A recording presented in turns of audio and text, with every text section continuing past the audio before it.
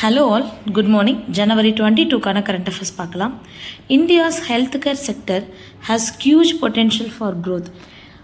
அதாவது இந்தியாவோட மருத்துவத்துறை அதிகமான வளர்ச்சி பெறுவதற்கு நிறைய வாய்ப்புகள் இருக்குது அப்படின்னு சொல்லியிருக்காங்க. குளோபல் சைஸில் இந்த மருத்துவத்துறையோட மதிப்பு என்னன்னு பார்த்தீங்கன்னா $10 trillion இருக்குது. அதில் இந்தியாவோட ஹெல்த் கேர் செக்டர் மட்டும் $372 பில்லியன் அளவுக்கு இருக்குது அப்படின்னு சொல்லியிருக்காங்க. இதற்கு முக்கியமான காரணம் அதிகமான மக்கள் தொகை அப்படி இருந்தாலுமே மருத்துவத்துறையில் நம்மளோட வளர்ச்சி மிகப்பெரியது அப்படின்னு சொல்லியிருக்காங்க. நம்மளோட ஆனுவல் க்ரோத் ரேட், அதாவது இந்த மெடிக்கல் ஃபீல்டில் மட்டும் க்ரோத் ரேட் 22% இருக்குது அப்படின்னு சொல்லியிருக்காங்க. இந்தியா ஒரு டார்கெட் பண்ணியிருந்தாங்க. என்ன அப்படின்னா, அனைவருக்கும் ப்ராப்பரான மருத்துவ சேவை கொடுக்கறதுக்கு கவர்மெண்ட் நிறைய முயற்சிகள், நிறைய திட்டங்கள் இருக்காங்க இல்லையா. அதில் ஒன்று 100 பீப்புளுக்கு 3 பெட் எப்போதுமே நாங்கள் ஆயத்தமாக வச்சுருக்கோம் அப்படிங்கிற மாதிரி ஒரு டார்கெட் கொடுத்துருந்தாங்க. இந்த டார்கெட்டை 2025 ரீச் பண்ணிடுவோம் அப்படின்னு சொல்லியிருக்காங்க. இந்த டார்கெட்டை ரீச் பண்ணுறதுக்கு இன்னும் 3 மில்லியன் அளவுக்கு பெட்ஸ் தேவை அப்படின்னு சொல்லியிருக்காங்க. ஸோ எப்போ வந்தாலும் 1000 மக்கள் தொகைக்கு 3 பெட் அப்படிங்கிற மாதிரி கொடுத்துருக்காங்க. இதே மாதிரி இதுக்கு முன்னாடி ஒரு டேட்டா பார்த்துருந்தோம். இத்தனை நோயாளிகளுக்கு ஒரு மருத்துவர், அதாவது 800 நோயாளிகளுக்கு ஒரு மருத்துவர் அப்படிங்கிற நிலைமையில தான் இப்போ இந்தியா இருக்குது. தென் போஸ்ட் ஆஃபீஸ் ஆக்ட், இது ஒரு எடிட்டோரியல் பேஜில் கொடுத்துருந்தாங்க.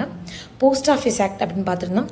ரீசெண்டாக லாஸ்ட் பார்லிமெண்ட் டிசம்பர் 24, 2023 நம்மளோட குடியரசுத் தலைவர்கள் நிறைய மசோதாக்களுக்கு ஒப்புதல் அளித்து அதை சட்டமாக மாற்றினாங்க. அதில் ஒன்று என்னன்னு பார்த்தீங்கன்னா போஸ்ட் ஆஃபீஸ் ஆக்ட். இது காலனி எரால, அதாவது நம்ம பிரிட்டிஷ் ஆதிகாலத்தில் இருக்கும்போது இந்தியன் போஸ்ட் ஆஃபீஸ் ஆக்ட் இருந்தது, அதை ரீப்ளேஸ்மெண்ட்டாக கொண்டு வந்திருந்தாங்க. அதே மாதிரி டெலிகம்யூனிகேஷன் பில் 2023யும் எதுக்கு அப்படின்னா, ரெண்டுமே ஒரே நாளில் தான் நம்மளோட குடியரசுத் தலைவர் அவர்கள் ஒப்புதல் கொடுத்துருந்தாங்க.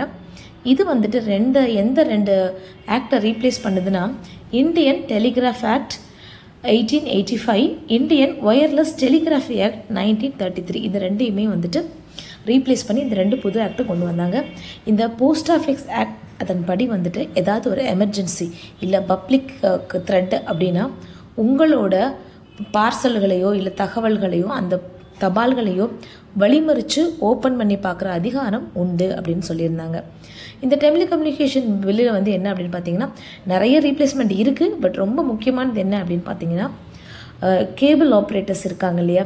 ஸோ மக்களுக்கு குந்தகம் வலிக்கும் வழியில் ஏதாவது ஒன்று இருந்ததுன்னா அந்த ஏரியாவோட டெலிகம்யூனிகேஷனை அவங்களால பிளாக் பண்ண முடியும். ஈவன் டிவி டெலிகாஸ்ட்டை கூட பிளாக் பண்ண முடியும் அப்படிங்கிறதான் இதில் முக்கியமான ஒரு பாயிண்ட்டாக இருந்தது. அதான் சொல்லியிருக்காங்க, interception of any information if என்ன காரணம் அப்படின்னு கேட்டிங்கன்னா, any public emergency or interest of public safety, இந்த 2 காரணங்களுக்காக சொல்லலாம்னு சொல்லியிருக்காங்க. இதோட டெஃபினிஷன் கூட அதில் கொடுத்துருக்காங்க. இன்னும் நிறைய தகவல்கள் எந்தெந்த உட்பிரிவு அப்படிங்கிறது கூட ஹிந்து இங்கிலீஷ் எடிட்டோரியலில் இருக்குது. இதே போல் இன்ஃபர்மேஷன் அண்ட் டெக்னாலஜி ஆக்ட் 2000 இதில் என்ன கொடுத்துருந்தாங்கன்னா இதே தான் கொடுத்துருக்காங்க. Any public emergency the interest of public safety காரணமாக கம்ப்யூட்டர் துறையில் உள்ள எந்த ஒரு தகவல்களையும் இடைநிற்று பார்க்கலாம் அப்படிங்கிற மாதிரி ஒரு ஃபெசிலிட்டி இந்த ஆக்டில் இதற்கு முன்னாடியே இருக்குது. India among nation over using antibiotics. So நம்ம வாட்ச் அப்படிங்கிற ஒரு கேட்டகரியில் வந்திருக்கும். WHO ஓவராக ஆன்டிபயோட்டிக் யூஸ் பண்ணுறதுனால நம்ம உடம்புல ஆன்டிமைக்ரோபியல் ரெசிஸ்டன்ஸ் இல்லை ஆன்டிபாடி ரெசிஸ்டன்ஸ் அதிகமாக இப்போ இருக்குது அப்படின்னு சொல்லிட்டு இருக்காங்க. இதில் நிறைய நாடுகளையும் நிறைய ஆன்டிபயோட்டிக்ஸ் மருந்துகளையும் கொடுத்துருக்காங்க. ஆக்சுவலாக அதை நம்ம டெலிகிராம் குரூப்பில் அப்படியே அந்த டேபிள் காலத்தை போட சொல்கிறேன். டேபிள் காலத்தை இதில் மேட்ச் பண்ண முடியல.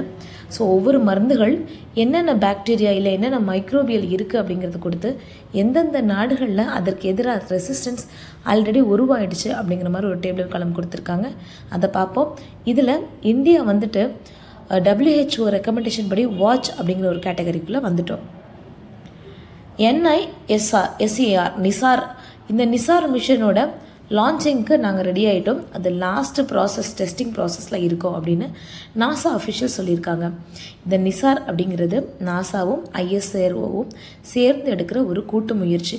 இதோட ஃபுல் ஃபார்ம் என்ன அப்படின்னு பார்த்தீங்கன்னா நாசா ISRO. இதுதான் இந்த SAR மற்றும் சிந்தட்டிக் அப்ரச்சர் ரேடர் அப்படின்னு சொல்லிடுறாங்க.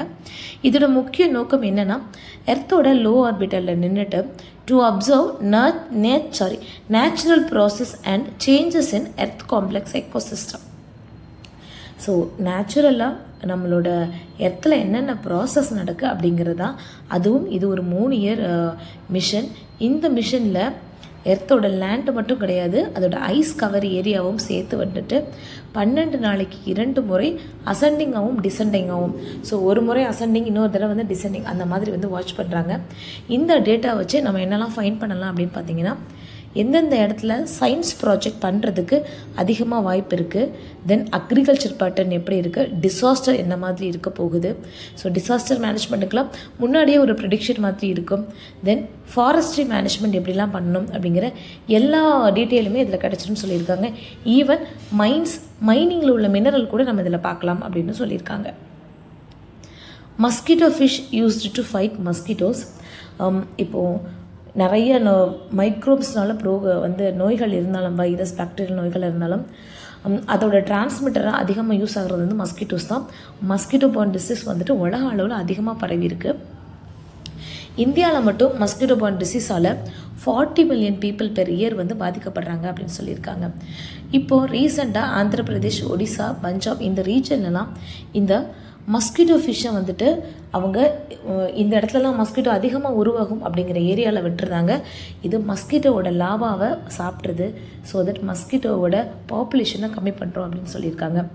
1928 அதாவது பிரிட்டிஷ் காலத்திலே வந்துட்டு இந்த ஃபிஷ்ஷஸ் மூலயமா வந்து மஸ்கிட்டோவை கண்ட்ரோல் பண்ணுற முறை வந்து இருந்ததும் அப்படின்னு சொல்லியிருக்காங்க.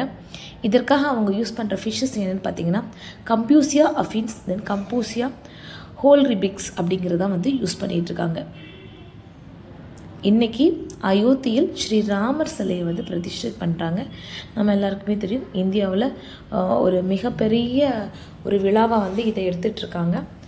இதில் பிரதிஷ்டை பண்ணுற அந்த உருவம், ராமர் சிலையோட திருவுருவ சிலையோட பேர் என்னன்னு பார்த்தீங்கன்னா ஸ்ரீ பாலராமர் ராம்லாலா அப்படின்னு சொல்கிறாங்க. இந்த சிலையோட ஸ்பெசிஃபிகேஷன், நீள அகலம் எல்லாமே வந்துட்டு இன்றைக்கி நியூஸ் பேப்பரில் அழகாக கொடுத்துருக்காங்க. இதை நம்ம ஒரு அரசியல் நிகழ்வாக பார்க்காம ஒரு இந்திய நாட்டில் ஒரு வரலாற்று நிகழ்வாக பார்த்து தான் இந்த கரண்ட் அஃபேர்ஸ் நம்ம பார்த்துட்ருக்கோம். ஸோ January 22, 2024 12:20 PM, அதாவது பிற்பகல் 12:20 வந்துட்டு இன்றைக்கி பிரதிஷ்டை பண்ணுறாங்க. ரோஜர் ஃபெடரர் சாதனையை சமன் செய்த ஜோகோவிச் என்ன பண்ணியிருக்காங்கன்னா, இவங்க 2 பேருமே வந்துட்டு ஒரு மிகப்பெரிய விளையாட்டு வீரர்கள். கிராண்ட்ஸ்லாம் போட்டி இப்போது ஆஸ்திரேலியா ஓப்பன் டென்னிஸ் நடந்துகிட்ருக்கு. இதில் கிராண்ட்ஸ்லாம் போட்டியின் போது காலிறுதிக்கு 58வது முறையாக தகுதியாயிருக்கார் ஜோகோவிச். இதன் மூலம் அவர் ஃபெடரரோட சாதனையை வந்துட்டு சமன் செய்திருக்காரு அப்படின்னு பார்த்துருக்காங்க. இன்றைக்கி இவ்வளோ தான் கரண்ட் அஃபேர்ஸ். மீது நாளைக்கு பார்க்கலாம். தேங்க்யூ.